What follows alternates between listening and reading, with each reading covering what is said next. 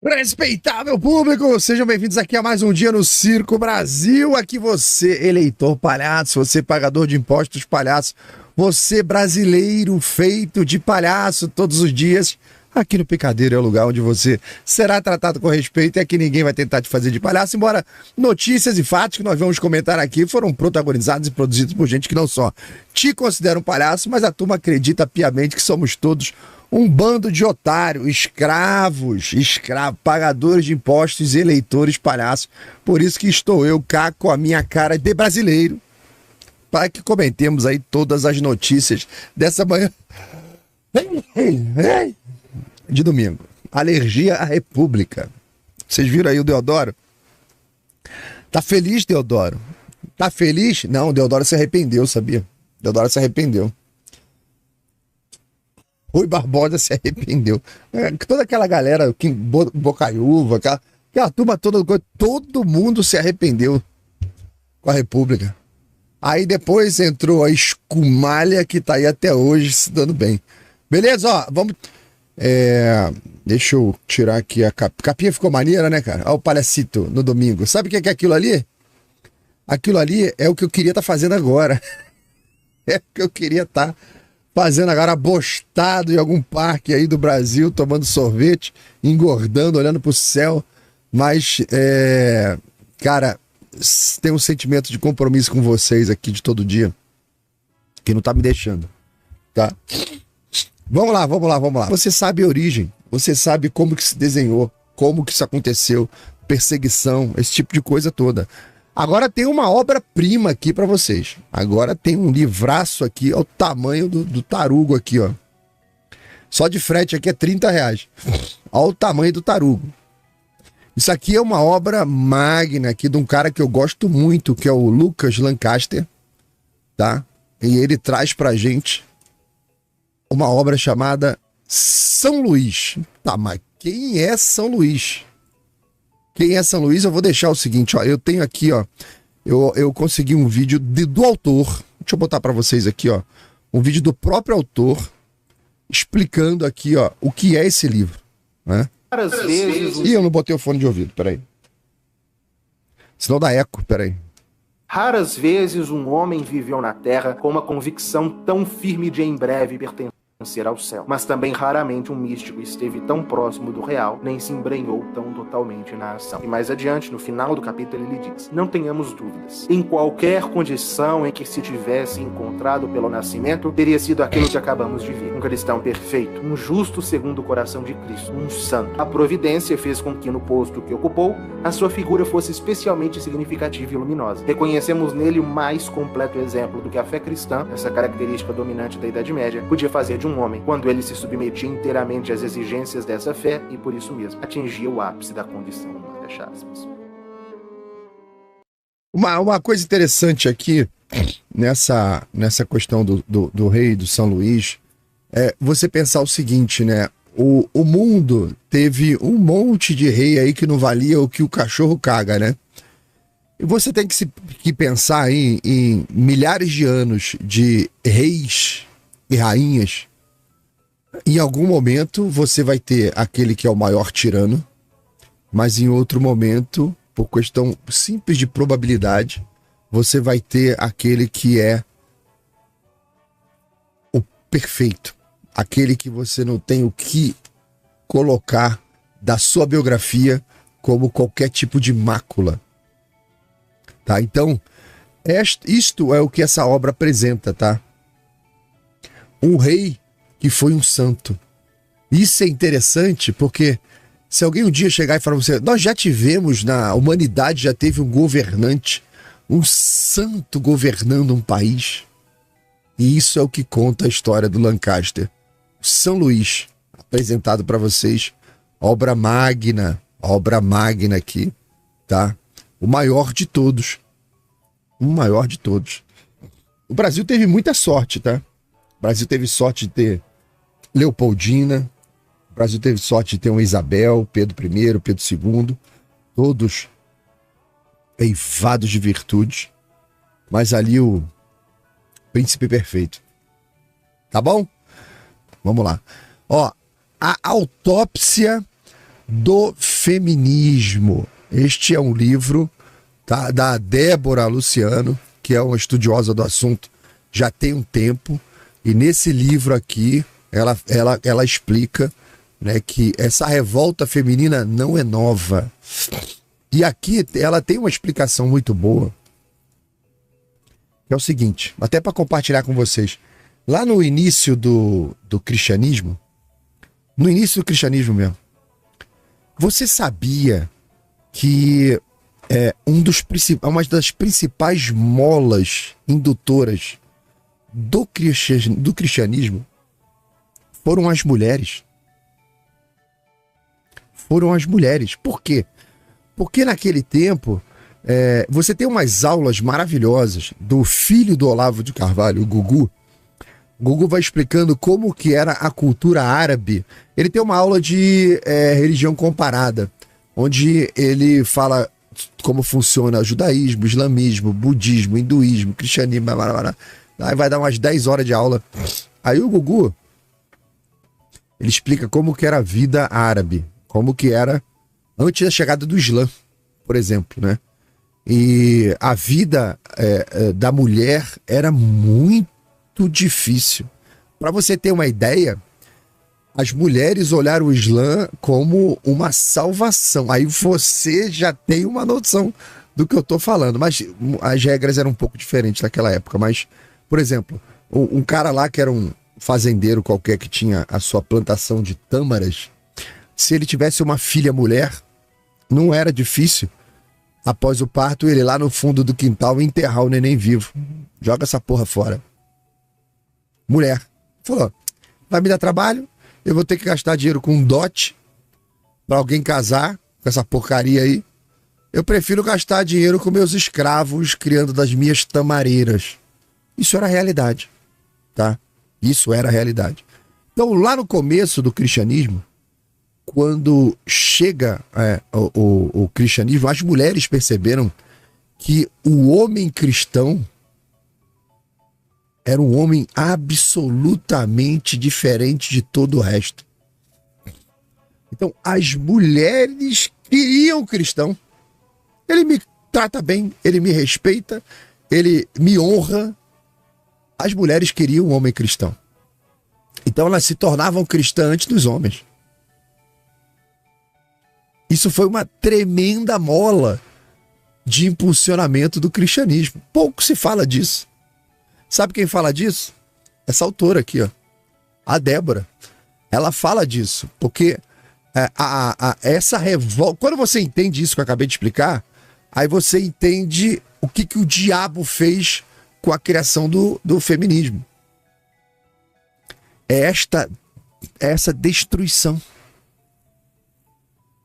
Aí você entende tudo que vem na sequência, que eu entendi perfeitamente. Então, aqui nessa obra, a Débora mostra que essa revolta feminina, né, essa ação do demônio aqui na Terra, dentro da família, ela não é nova, ela é muito antiga, ela é profunda. É como se a humanidade carregasse uma maldição, mas não é uma maldição. É que o diabo percebeu que a mulher era mola indutora. Ela que, lembra na Bíblia, a mulher sábia, a mulher virtuosa edifica a sua casa, lembra? E a casa edificada surge uma família. Se você corrói a mulher, cara, todo o resto vai caindo em volta. O feminismo fala que a mulher tem que ser o centro. A mulher já é o centro do universo, meus queridos. Já é o centro, pô. Vamos lá. Então, aqui, ó, você vê o seguinte. Quando essas ideias, né, que são profundas, são antigas, que parecem uma maldição, quando elas chegam no Ocidente, ela ganhou uma forma, o feminismo ganhou uma forma política no Ocidente. Ganhou uma forma política aí adotou o nome, feminismo e tal, e criaram um grito de guerras, slogan, tudo exaltada, jogando sutiã fora, essas coisas todas, tudo atacando todos esses valores com muita fúria, tá? A Simone de Beauvoir, que é a nazista de carteirinha, essa galera cisma de chamar a gente de fascista, nós somos nazistas e tal, mas a maior ídola do feminismo, a Simone de Beauvoir, trabalhou para os nazistas na ocupação na rádio lá em Vic, trabalhou para os nazistas, fazendo divulgação das ideias nazistas. Ela foi expulsa da rádio, foi demitida, porque o padrão moral dela era o inferior ao do aceitável pelos nazistas. É o lixo. Lixo. Beleza? Então, e era fedida, né? Não tomava banho, é fedorenta pra burro. Então, quando você vai analisar as origens, você vai analisar tudo isso que surgiu a partir da destruição da mulher. O feminismo é a destruição da mulher. Numa pauta anti-homem. A Lili CN 1090 aqui mandou lá: se voltasse à monarquia, quem seria o imperador? O chefe da Casa Real brasileira. O Brasil possui uma família real ilegítima, de jure e de fato. Por que que existe? Pelo direito internacional, quando uma família real abdica do trono, ou quando aquela família real chegou no fim, não tem mais descendente, foi substituída, aquela dinastia é interrompida. Mas se aquela família real, aquela dinastia, ela foi retirada à força do trono, se mantém todos os seus títulos e todos os seus direitos, está tudo mantido, tá? Então, quando você fala príncipes e princesas, você fala, ai, não tem mais monarquia, não tem príncipe no Brasil, não tem princesa. Tem, o estúpido, tem. Tá no direito internacional, temos príncipes e princesas. O Brasil tem uma casa real, cara. O Uruguai não tem, a Argentina não tem, a Colômbia não tem, a Venezuela não tem. E um monte de país não tem casa real. Os Estados Unidos não tem a casa real. Então nós temos uma casa real. Se voltasse a monarquia, que seria uma maravilha, né? Simplesmente para você separar o Estado do governo, a gente já ia virar a terceira economia do mundo. Só de afastar o Estado do governo. Então o chefe da casa real, hoje, Dom Bertrand, o irmão dele morreu, né? Ele já perdeu 2 irmãos. Dom Bertrand, chefe da Casa Real. Dom Bertrand estava na França, na Segunda Guerra Mundial. Caiu uma bomba na casa dele. Explodiu, passou do lado dele, assim, ó. Estilhaços. Quase morreu na guerra. Princesa Isabel perdeu 2 filhos na Primeira Guerra Mundial. Então seria o Dom Bertrand, tá bom, Lili? Eu fico me segurando. Falou em história, eu já vou embora, já engato. Estive em Ponte de Lima, lá no norte de Portugal. E eu tirei uma foto interessante lá em Ponte de Lima. Aqui, ó. O palhaço tá aqui. O palhaço tá aqui. Deixa eu ver se dá pra botar a tela cheia. Tela cheia. O palhaço tá aqui, ó. Ponte de Lima. Se você reparar, tem uma plaquinha escrita aqui do lado da minha cabeça, ó.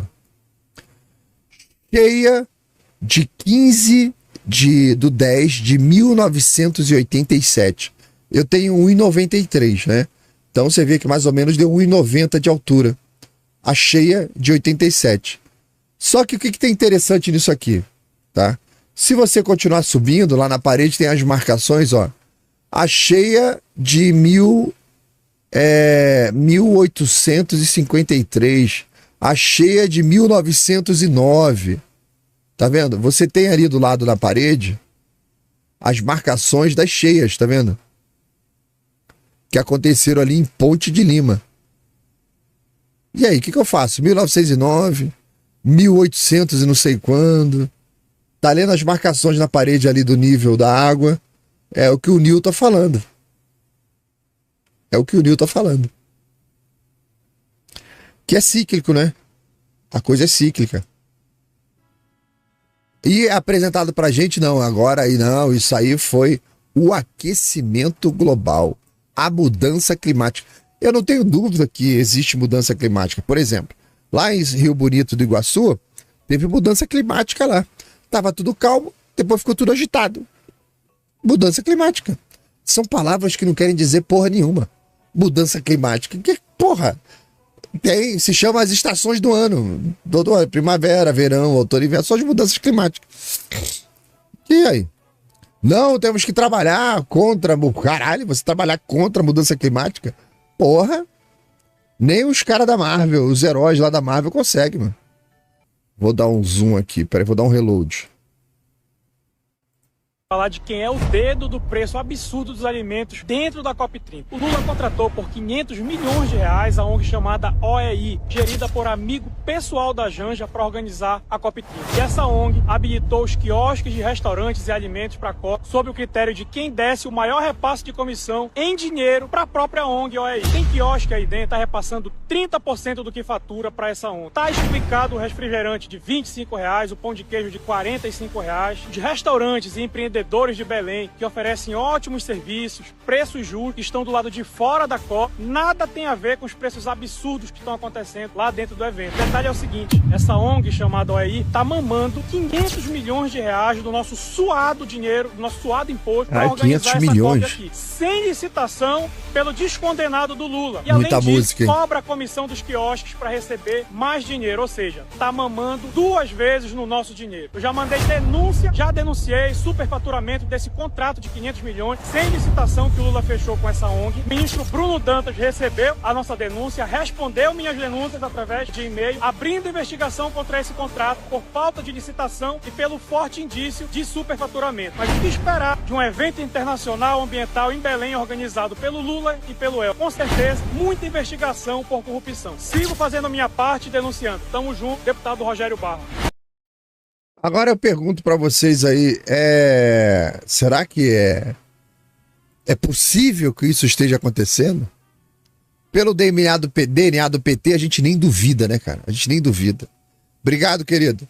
Obrigado, já respondi aqui, ó. Carlos Jorge Seife aqui, ó. Entenderam?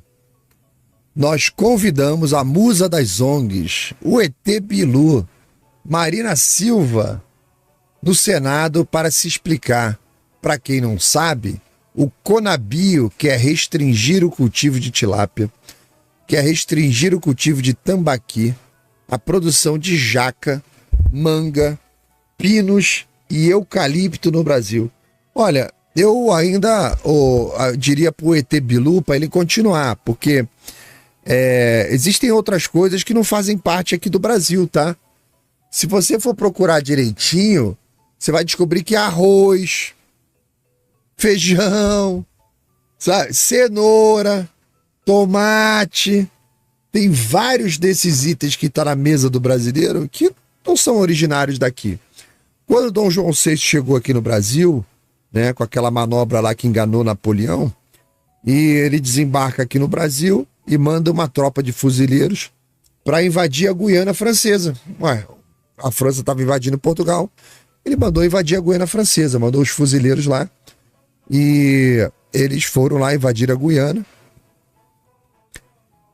E quando eles voltaram na primeira turma, eles trouxeram, sabendo que Dom João gostava de botânica, dessas coisas, trouxeram para ele 3 coisas que não tinham no Brasil. Abacate não é daqui. Carambola não é daqui. E a cana caiana. Você tem o batalhão Cayenne, né, que é tradicional aí das Forças Armadas Brasileiras, que foi dessa invasão. Tá aí a bateria caiana. Então, o abacate também não é, a carambola não é, a cana não é. Para com pró-álcool, para com essa porra de pró-álcool, para com essas coisas. Para, é tudo que não é daqui. Isso aqui é uma estupidez. Tá aqui, ó. A explicação tá aqui embaixo. Primeiro container com tilápia, a Marina, o ET Bilu quer proibir no Brasil. A JBS começou a importação de tilápia. É o peixe, ó, cara, é o peixe mais vendido do Brasil hoje, deve ser tilápia. Então, não duvido nada que esteja acontecendo. Não tenho nenhuma evidência disso, mas o cheiro que tá chegando pra gente é esse. Você entende o seguinte: a empresa é amiga do governo. O governo quer proibir a tilápia. E a empresa quer importar a tilápia. Dá para você juntar Lé com Cré, um neurônio com o outro, e você começar a deduzir: será que estão criando um mercado exclusivo? Estão destruindo todos os produtores locais e vão favorecer a JBS? Eu acho que isso não. Jamais eu duvidaria. E eu diria que o ET Bilu faria alguma coisa desse gênero, e nem que a empresa JBS seria capaz de fazer isso. Jamais diria um negócio desse. Mas tá aí, ó. Primeiro contêiner com tilápia importado do Vietnã pela JBS está a caminho do Brasil. Mas tem mais coisa aqui depois dessa reportagem, que é essa aqui, ó. Confirmado, mais outra notícia. Lá do Vietnã. Vietnã exporta o primeiro carregamento de tilápia para o Brasil. A galera foi atrás da notícia original lá do Vietnã. Então, o Vietnã pode exportar para o Brasil, a JBS pode comprar, pode vender para você, tá? Mas a porra do ET Bilu acha que você não pode produzir a sua tilápia. Isso aqui é um atentado contra a estabilidade alimentar de um país, cara. Soberania alimentar, que é o nome disso. Soberania alimentar. O Olavo falava isso. Você quer saber o que é entreguismo? Aguarde o PT chegar no poder. Cara, o velho era foda, né? O velho é foda. Sérgio Cardoso mandou vintão aí, obrigado, meu querido, tá? Vai lá. É isso aí, estão querendo proibir a venda de tilápia. Será outra putaria ampla, geral e restrita, como a geração de energia off-grid? Outra putaria. Sacanearam todo mundo que investiu na energia solar, cara. Que aí parte do projeto é você entregar para a rede pública o que sobrou de energia, que abate na sua conta. Você produziu energia, o governo consumiu, redistribuiu, ganhou o dinheiro dele, você ganhou o seu. Eles estão vetando o ingresso do excesso de energia solar na rede brasileira, porque não fizeram a modernização da infraestrutura para receber isso. A rede está velha e não suporta, ou seja, dá excesso de energia, dá apagão. Por outro lado, a porra da tua conta de luz tá chegando bandeira vermelha, porque os reservatórios de água estão sem energia, estão sem água, e não está conseguindo gerar energia. Então é todo um esquema, porque pensa nisso. Quando não chove, o reservatório de água está sem energia, as hidrelétricas produzem menos energia e aumenta a tarifa.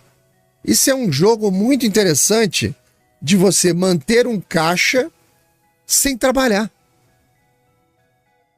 Ah, não, isso é feito para desincentivar o uso da energia para não ter apagão.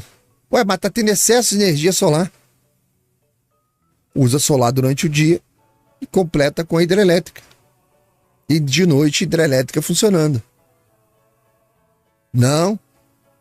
Temos que garantir o faturamento de uma porrada de empresa, de imposto do governo, Itaipu, todo mundo garantindo. É como se a padaria do teu bairro dissesse o seguinte: olha, como a gente está vendendo pouco pão, esse pãozinho que você está levando é 10 vezes mais caro. Eu tenho que manter meu faturamento. Você vai no dentista, ele fala: olha, essa tua obturação aí vai ser muito mais cara, porque o meu faturamento caiu. Isso não existe. Mas o serviço público tem isso, né? Foda-se. Tô cobrando mais caro para você, porque tá baixo aqui, a geração de energia tá baixa, eu não investi. Angra 2, 3, 4, 5, tá levando 80 anos para acabar a porra da obra. Impressionante, né? As usinas de Angra, meu Deus do céu, para acabar aquilo lá. O vinho do Porto é bom demais. Vamos voltar com as notícias aqui. É só agora da quinta série, voltou lá. Eu fiz de propósito, né? Mas vamos lá. Aqui é o seguinte, vocês viram essa semana que saiu notícia lá que a festa da Janja flopou.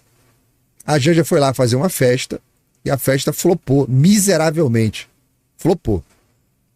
Mas eu queria trazer uma reflexão para vocês, que é a seguinte. Numa cidade onde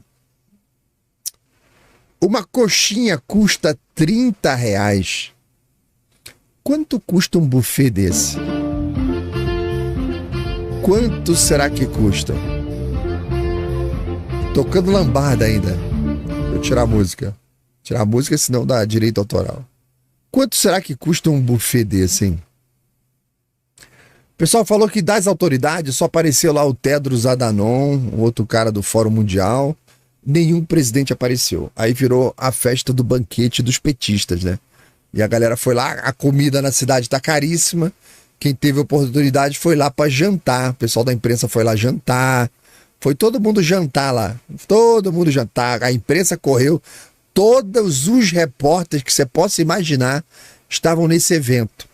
Aí teve uma grande cobertura da imprensa. Mas não foi por causa disso, não. É porque era comida grátis, né, cara? E a galera tá ali ralando. É R$90 um espetinho. R$30 uma coxinha. Vocês viram agora há pouco que a comissão da ONG que está organizando é 30%. Então a COP 30%. Tá? Então pensem nisso. Quanto será que custa um buffet numa cidade, né, onde custa R$30 a coxinha? Tivemos essa semana a notícia lá que o Comando Vermelho quer cortar a luz da COP, né? Já tem bastante coisa sobre isso no final na semana. Né? E eu vou trazer para vocês aqui, os alunos de uma escola lá do lado da COP 30, lá pertinho, resolveram fazer um vídeo que eles estão falando assim, peraí, pessoal, os políticos da cidade estão falando aqui que a cidade foi toda reformada. A cidade está impecável, foi toda reconstruída para a COP. Quem mora lá está dizendo que não foi nada disso não. Égua diz que veio muito dinheiro para a COP 30, não foi, governador? Agora eu vou mostrar pra vocês como é que tá a minha escola estadual. Aqui atrás era pra ser uma quadra, aqui nunca foi quadra. Vocês já viram um esgoto a céu aberto? Dentro da escola. Dentro da escola, ó. Ah, pode.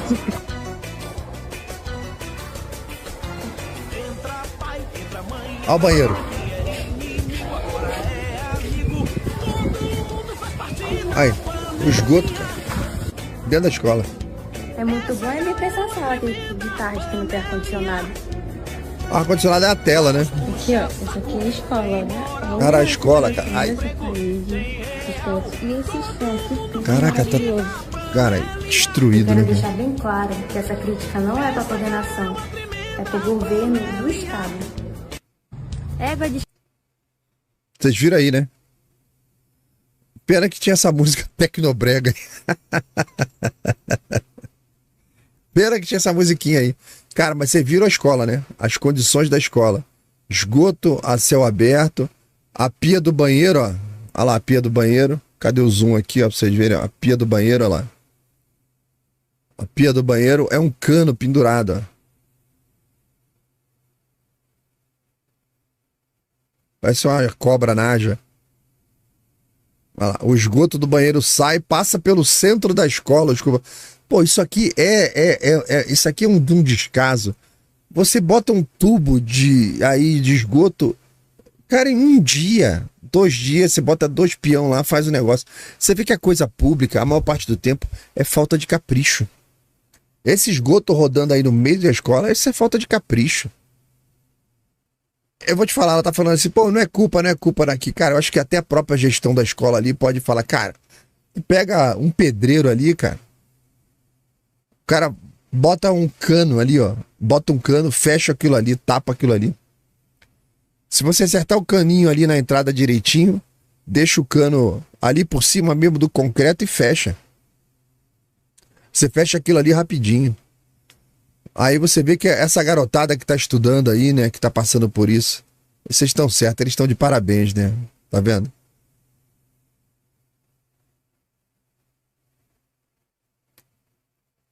Olha o estado da escola, cara. Pior que o Brasil todo tá assim, né, cara? O Brasil todo tá assim, ó. Vamos aqui, ó, o Clark. O Clark, ele é lá da região, tá? O Clark de Souza. Ótimo no Twitter, né? Vamos aos fatos. Belém do Pará, a capital paraense, está entregue ao Comando Vermelho há muito tempo. O governo do Pará, na pessoa do Helder e do secretário de Segurança, não faz nada de concreto para impedir o avanço da facção na capital. Muitos comércios estão fechando porque se recusam a pagar a taxa por crime. Bairros que antes não sofriam com isso, agora vivem sobre esse domínio. Sobre a GLO, o que se vê é um cenário de maquiagem. As Forças Armadas estão apenas nas proximidades do Parque da Cidade, onde acontece o evento, e a Polícia Federal atua nas áreas onde as autoridades estão hospedadas. Belém não está segura com essa GLO, é só para gringo ver.